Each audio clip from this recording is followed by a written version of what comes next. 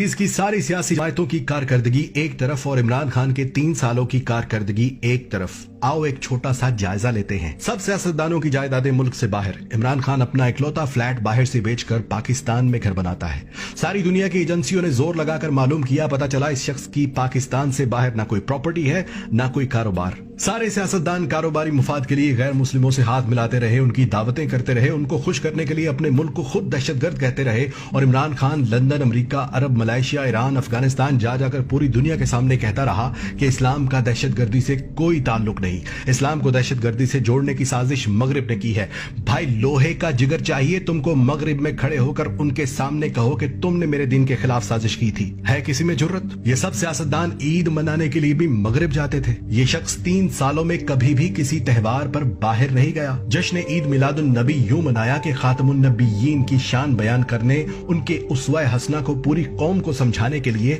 رحمت للعالمین اتھارٹی بنا دی، جس سے پہلی بار 12 ربیع الاول پر سرکاری طور پر نبی پاک صلی اللہ علیہ وآلہ وسلم کی ولادت پر اسمبلیوں میں چراغاں کیا گیا، درود شریف صلوات کی آوازیں گونج رہی تھیں۔ لاہور کو پیرس بنانے والوں نے سود پر ادھار پیسہ لے کر لاہور میں اورنج ٹرین میٹرو بس تو بنا دی، جس کا قرض ہم آئندہ 30 سالوں تک بھی اتارتے رہیں گے، مگر اسی اورنج ٹرین کے آس پاس دور دراز سے آئے لوگ فٹ پاتھ پر سوتے رہے۔ سخت سردی میں بے یار و مددگار بے گھر لوگ ٹھٹھرتے رہے، نہ کوئی سیاستدان آیا ان کے پاس، نہ کسی چیف جسٹس نے نوٹس لیا تھا۔ پھر اسی عمران خان نے وہاں پر پناہ گاہیں بنا دی، مفت کھانا بیت المال سے کھلا رہا ہے، ہزاروں لوگ مستفید ہو رہے ہیں، اور اب کم سے کم کوئی غریب، کوئی پردیسی سخت سردی میں فٹ پاتھ پر نہیں سوتا یا بھوکا نہیں رہتا۔ سیاستدان اپنا علاج لندن میں، امیر اپنا علاج پرائیویٹ اسپتالوں میں کرواتے تھے، اور غریب کو سرکاری اسپتال کے چکر لگانے کے لیے چھوڑ دیا گیا، جہاں کسی غریب کو معمولی آپریشن کی تاریخ بھی 3 مہینے کی دی جاتی تھی۔ 2 رستے ہوتے تھے غریب کے پاس، یا تو وہ کسی سے لاکھوں روپے ادھار لے، زیور بیچے، گھر بیچے اور پرائیویٹ اسپتال میں جائے،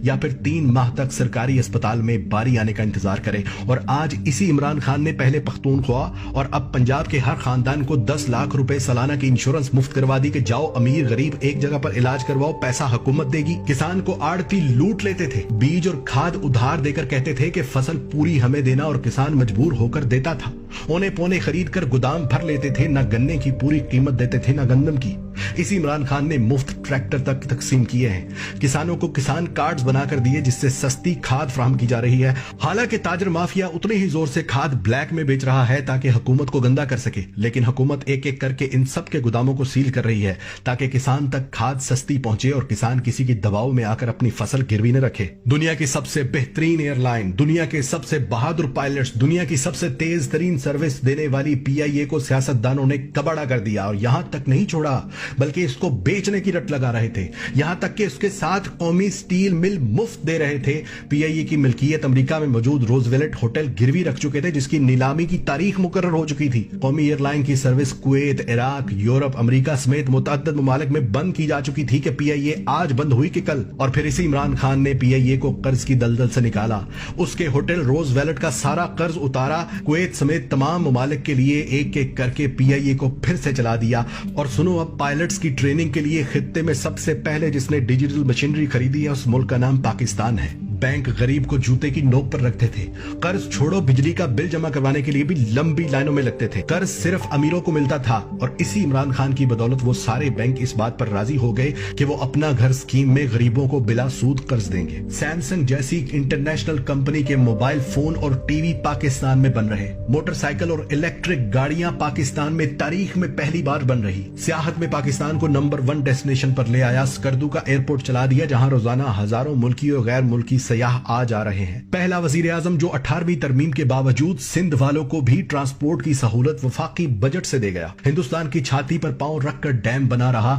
گلگت بلتستان کو پاکستان کا آفیشیلی حصہ بنا دیا، افغانستان اور امریکہ کی 20 سال سے چل رہی جنگ ختم کروا دی، پردیسیوں کے لیے روشن ڈیجیٹل اکاؤنٹس کھولنے کی سہولت دے دی، نادرا کے باہر لگی لمبی لائنیں ختم کر دی، کسی پرائیویٹ انشورنس کمپنی کے طرز کے دفاتر بنا دیے، جہاں عورتوں مردوں کے لیے علیحدہ انتظار گاہیں، ایئر کنڈیشن کی سہولت، نئے درخت لگانا تو دور، یہاں ہزاروں درختوں کے روزانہ کاٹنے کی خبریں چلتی تھی، وہاں آج کروڑ نہیں، ارب نہیں، खरब दरख्त लगा रहे हैं, जिससे दुनिया पाकिस्तान को शाबाश दे रही है। और जो पाकिस्तान 3 साल पहले तक सिफारती महाज पर अकेला हो चुका था, उसी पाकिस्तान की एक आवाज पर 56 ममालिक के सरबराहान OIC का इजलास अटेंड करने पाकिस्तान आ गए। आज तक की सबसे ज्यादा एक्सपोर्ट इन 3 सालों में हुई, आज तक की सबसे ज्यादा रेमिटेंस इन 3 सालों में आई, आज तक की सबसे ज्यादा तेज इंडस्ट्री इन 3 सालों में शुरू हुई। अब मुझे बताओ कि मैं इमरान खान को किस चीज के लिए ब्लेम करूं? अमीर गरीब को एक निसाब देने के लिए, परदेशियों को वोट डालने का हक देने के लिए, किसान को फसल का पूरा मुआवजा देने के लिए, अरबों से अपने परदेशियों से बराबरी का सलूक करने की दरख्वास्तें करने के लिए,